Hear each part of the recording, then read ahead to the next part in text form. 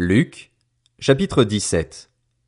Jésus dit à ses disciples: Il est inévitable qu'il y ait des pièges, mais malheur à celui qui en est responsable.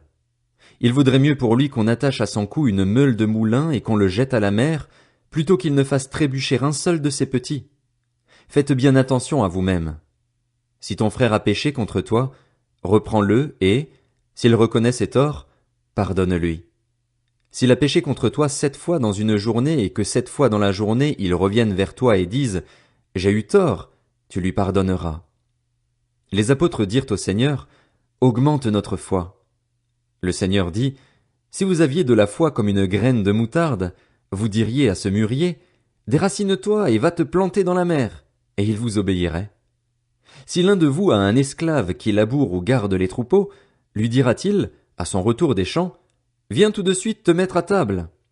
Ne lui dira-t-il pas au contraire, Prépare-moi à souper, ajuste ta tenue pour me servir jusqu'à ce que j'aie mangé et bu. Après cela, toi, tu mangeras et tu boiras.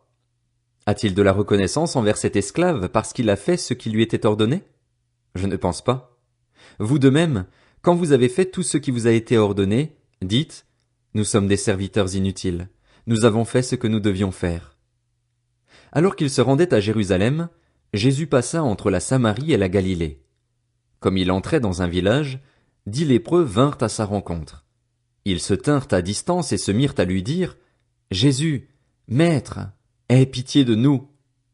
Lorsqu'il les vit, Jésus leur dit, Allez vous montrer aux prêtres. Pendant qu'ils y allaient, ils furent guéris. L'un d'eux, se voyant guéri, revint sur ses pas en rendant gloire à Dieu à haute voix.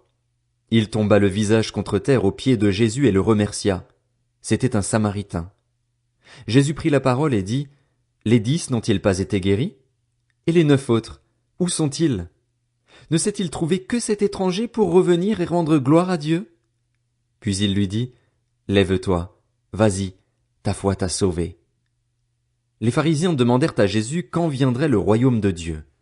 Il leur répondit, Le royaume de Dieu ne vient pas en se faisant remarquer. On ne dira pas, il est ici, ou il est là. En effet, le royaume de Dieu est au milieu de vous. Puis il dit aux disciples, Un temps viendra où vous désirerez voir même un seul des jours du Fils de l'homme, et vous ne le verrez pas. On vous dira, il est ici, il est là. N'y allez pas, n'y courez pas. En effet, tout comme l'éclair resplendit et brille d'une extrémité du ciel à l'autre, ainsi sera le Fils de l'homme dans son jour. Mais il faut auparavant qu'il souffre beaucoup et qu'il soit rejeté par cette génération. Ce qui est arrivé à l'époque de Noé arrivera de même au jour du Fils de l'homme. Les hommes mangeaient, buvaient, se mariaient et mariaient leurs enfants, jusqu'au jour où Noé est entré dans l'arche, puis le déluge est venu et les a tous fait mourir. Ce sera comme à l'époque de Lot. Les hommes mangeaient, buvaient, achetaient, vendaient, plantaient, construisaient, mais le jour où Lot est sorti de Sodome, une pluie de feu et de soufre est tombée du ciel et les a tous fait mourir. Il en ira de même le jour où le Fils de l'homme apparaîtra. Ce jour-là, que celui qui sera sur le toit et qui aura ses affaires dans la maison ne descende pas pour les prendre, et que celui qui sera dans les champs ne retourne pas non plus en arrière. Souvenez-vous de la femme de Lot. Celui qui cherchera à sauver sa vie la perdra, et celui qui la perdra la conservera. Je vous le dis, cette nuit-là, 2 personnes seront dans un même lit, l'une sera prise et l'autre laissée. 2 femmes moudront ensemble, l'une sera prise et l'autre laissée. 2 hommes seront dans un champ, l'un sera pris et l'autre laissé. Les disciples lui dirent, Où cela se passera-t-il, Seigneur? Il répondit, Là où sera le corps, là se rassembleront aussi les vautours.